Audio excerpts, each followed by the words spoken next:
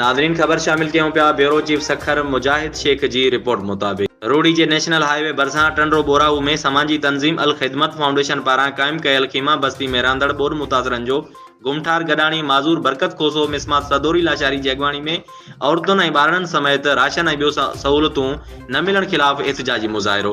मुज़ाहिरीन इल्ज़ाम हणंदे ॿुधायो आहे त ॿोॾि सबबि मुख़्तलिफ़ इलाइक़नि मां लॾे आया आहियूं। गुज़िरियल 3 महीननि खां वठी ख़ीमा बस्ती में तरसियल आहियूं।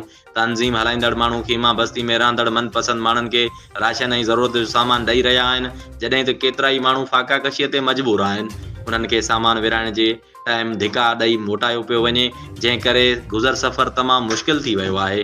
ख़ीमा बस्ती में रहंदड़ मुज़ाहिरीन ख़ीमा बस्ती में ग़लति क़िस्म जे माण्हुनि जी अचु वञ जो बि इल्ज़ाम लॻाईंदे आला अख़्तियारनि खां नोटिस वठी सहूलतूं ॾियारण जो मुतालबो कयो आहे। बलोचिस्तान जा हाल ख़िदमत में हर सामान तो अचे अलाए काॾो गैप करे तो कुछ भी असांखे नथो मिले। चापल आया वो भी चापल हाल ख़िदमत अंदर वञी था सामान वॾो राशन अची वियो, उहो राशन इन्हनि गैप करे छॾियो जंबनि ते अलाए काॾो राशन ॾे बलोचिस्तान जा। अरे असां हिते आया आहियूं त असां का शइ ॾिठी ई न आहे अखियुनि सां।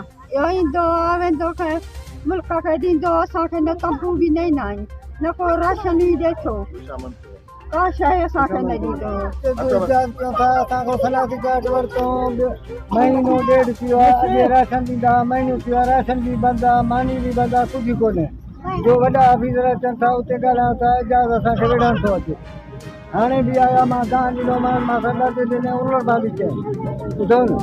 ॿियो असांखे सलासी कार्ड जा एंट्री जी कॉपियूं वठी आहे, छा त अलावा तव्हांखे किरायो बि ॾींदासीं ऐं तव्हांखे राशन बि ॾेई रवानो कंदासीं। हिन टाइम ताईं असांखे का शइ नथो मिले जेको कमाए बचनि खे खाराइणो। असांखे राशन बि ॾियनि ऐं हिन जो कंहिं बि पटी वञे त असांखे न ख़ुदा जाने।